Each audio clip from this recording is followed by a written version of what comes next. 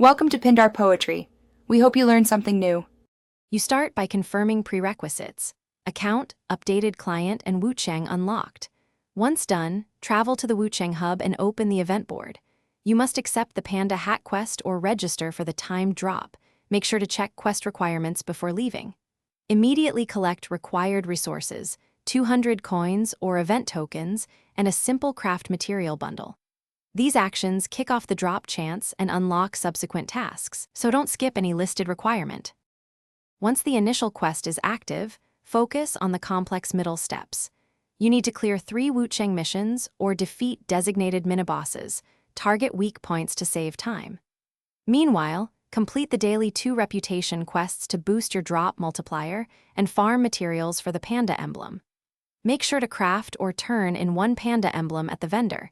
This converts tokens into hat eligibility. Keep your inventory clear and prioritize speed to maximize your RNG opportunities.